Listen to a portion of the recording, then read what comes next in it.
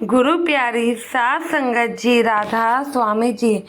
संगत जी, जैसे कि कहते हैं अमृत वेला सुबह 2:30 से 5 बजे के बीच हो जाता है और जब नामदान दिया जाता है उस समय भी सद्गुरु हमें कहते हैं कि बेहतर है कि अगर हम सुबह के समय उठकर सिमरन करते हैं तो, क्योंकि इससे अच्छा समय सिमरन के लिए शायद ही पूरे दिन में निकल पाए, क्योंकि उस समय हमारा मन खाली होता है और बाहर के वातावरण में भी शांति होती है। कई लोगों से हमने ये भी सुना है कि सुबह के 3 बजे सद्गुरु खुद आते हैं और अपने प्यारे बच्चों पे अपनी रहमत बरसाते हैं जो उस समय सिमरन भजन कर रहे होते हैं। तो संगत जी, एक बार बाबा जी से एक लड़के ने प्रश्न पूछा कि बाबा जी, आपको पूरी दुनिया में सबसे अच्छा जीव कौन सा लगता है? तो बाबा जी ने हंसते हुए कहा कि बेटा, मुझे तो अपनी पूरी संगति सबसे प्यारी लगती है। फिर उस लड़के ने दोबारा पूछा, नहीं बाबा जी, फिर भी आप बताओ कि आपको सबसे अच्छा और प्यारा कौन लगता है? तो बाबा जी ने बड़े ही प्यार से कहा, जो जीव लगातार 2.5 घंटे भजन सिमरन करता है उसे मैं बहुत प्यार करता हूँ। फिर उस लड़के ने दोबारा प्रश्न किया और कहा कि बाबा जी, आप इससे भी ज़्यादा आपको कौन सा जीव पसंद है? तो बाबा जी ने हंसते हुए कहा कि जिस जीव की ज़िंदगी में दुख और मुसीबतें होती हैं पर फिर भी वह जीव 2.5 घंटे लगातार भजन सिमरन करना नहीं छोड़ता, वह जीव मुझे सबसे ज़्यादा पसंद है। फिर बाबा जी ने उस लड़के से पूछा, बेटा, तुमने नाम ले लिया है? तो वह लड़का बोला, जी हाँ बाबा जी, मैंने तो नामदान ले रखा है। तो फिर सद्गुरु कहते हैं, तुम कितनी देर भजन सिमरन करते हो? तो वह शर्माते हुए बोला कि बाबा जी 1 घंटा। तो बाबा जी बोले, बेटा, बस 10-10 मिनट रोज बढ़ाते जाओ, एक दिन तुम्हारा समय पूरा 2.5 घंटे का हो जाएगा। बाबा जी ने कहा, सबसे पहले हमें अपने सारे कामों को छोड़कर अपने सद्गुरु के दिए नाम का सिमरन करना चाहिए। हम है कि सारे काम पहले करते हैं और भजन सिमरन करना ही छोड़ देते हैं। साथ संगत जी, बाबा जी के कहे अनुसार सिमरन को 2.5 घंटा पूरा समय दे। मन लगे या ना लगे, फर्ज समझकर बैठे, ड्यूटी समझकर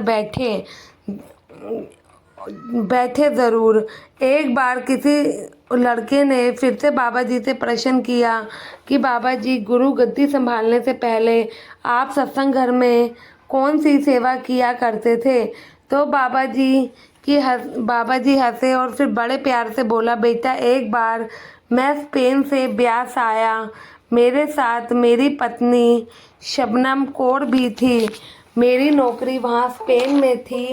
एक दिन बड़े महाराज जी ने मुझे ऑफिस में बुलाया और थोड़ी देर इधर उधर की बातें करी, थोड़ा हालचाल पूछा और बोले, बेटा गुरविंदर सिंह, तुम केवल सत्संग ही सुनते हो या फिर डेरे में कोई सेवा करते हो? तो मैंने महाराज जी से बोला, मैं तो केवल सत्संग सुनता हूँ, कोई सेवा नहीं करता। तो बड़े महाराज जी ने मेरी वाइफ से पूछा कि यह भी सत्संग सुनती हैं या फिर सेवा करती हैं? तो बाबा जी ने हाँ में सर हिलाया और कहा, यह भी सत्संग ही सुनते हैं। आगे बड़े महाराज जी ने कहा, बेटा, थोड़ी बहुत कोई सेवा करने की भी कोशिश किया करो। बाबा जी बड़े महाराज जी से बोले, ठीक है सद्गुरु, जो आपका हुक्म। बाबा जी बोले, मैं कुछ दिन बाद स्पेन वापस चला गया। स्पेन के सत्संग घर में जाकर मैंने सेक्रेटरी साहब को कहा कि मुझे भी कोई सेवा दे दो। तो वहाँ के सेक्रेटरी साहब ने कहा कि पूरा का पूरा सत्संग घर ही आपके मामा जी का है, आप कोई भी सेवा यहाँ पर कर सकते हो, जो आपका मन चाहे आप वह सेवा कर लो। तो बाबा जी ने सेक्रेटरी साहब को बहुत कहा, लेकिन सेक्रेटरी साहब, आप मेरे को कोई सेवा दे दो। लेकिन उन्होंने बाबा जी को कोई सेवा नहीं दी और बोले, आपके जो मन में आए आप वो सेवा कर लीजिए, मैं आपको कुछ नहीं कह सकता। बाबा जी और हमारी माँ जी दोनों सेवा करना चाहते थे स्पेन के उस सत्संग घर में। फिर बाबा जी ने कहा कि हमारे पास कोई सेवा नहीं थी। तब हमने वहाँ पर एक कमेटी मेंबर से पूछकर टॉयलेट की सेवा करनी शुरू कर दी। कुछ समय बर्तन मांजने की भी सेवा करी। बाद में बड़े महाराज जी ने अपने जाने से पहले मुझे यहाँ बुलाया और मुझको यहाँ सेवा सौंप दी। वह अपने प्यारे प्यारे फूलों को मेरे हवाले करके चले गए। मैं माली बनकर उन फूलों की संभाल कर रहा हूँ। बाबा जी ने अंत में यह कहा कि मेरी नज़र में सारी सेवा ही ऊपर है। कोई भी सेवा छोटी या बड़ी नहीं होती। सद्गुरु की जो सेवा दया से जो सेवा मिल जाए उसे बड़े प्यार से मन लगाकर करना चाहिए। उस लड़के ने बाबा जी से कहा, दूसरा सवाल किया कि बाबा जी सुबह का समय सिमरन हर इंसान के लिए महत्वपूर्ण क्यों है? तब बाबा जी ने कहा कि आप सुबह के समय अगर सिमरन करते हैं तो आप किसी भी इंसान से मिलने से पहले अपने सद्गुरु से मिलते हैं। अपने दिन की शुरुआत करने से पहले सिमरन करके अपने जीवन को सफल बनाते हैं।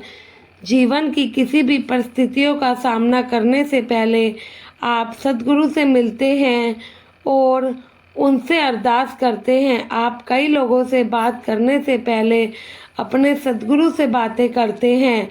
आप और लोगों के साथ संगति करने से पहले अपने सद्गुरु के साथ संगति करते हैं।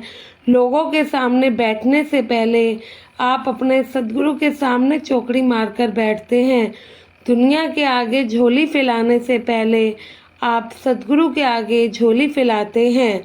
दुनिया में लोगों के आगे घुटने टेकने से पहले आप अपने सद्गुरु के सामने घुटने टेकते हैं और दूसरे लोगों का सम्मान करने से पहले आप अपने सद्गुरु का सम्मान करते हैं। लोगों की उपस्थिति में आने से पहले आप अपने सद्गुरु के सामने हाजिरी में आ जाते हैं। आप अपने शरीर को कुछ भोजन वगैरह खिलाने से पहले अपनी आत्मा को भोजन खिलाते हैं। अपनी आत्मा की भूख मिटाते हैं, उसे तृप्त करते हैं। आप बाकी सभी झूठे नामों को बुलाने से पहले सच्चे शब्द रूपी नाम को दोहराते हैं। उस 5 शब्द के नाम का सिमरन करते हैं। सुबह उठकर आप अपनी शक्ल आईने में देखने से पहले अपने सद्गुरु के नूरी स्वरूप को अपनी अंतरात्मा में देखते हैं। आप अपने घर में साफ सफाई झाड़ू लगाने से पहले अपने मन मंदिर को साफ कर लेते हैं। तो बताओ सद्गुरु की रहमत क्यों नहीं बरसेगी?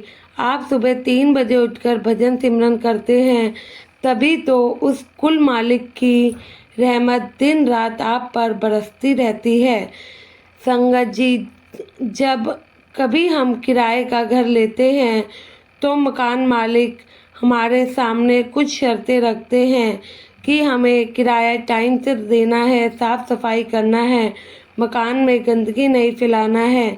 तो ऐसे ही जब हम भजन सिमरन लेते हैं तो हमें भी अपने टाइम से भजन सिमरन करना चाहिए। अपने मन में किसी प्रकार के गलत विचारों को नहीं आने देना चाहिए।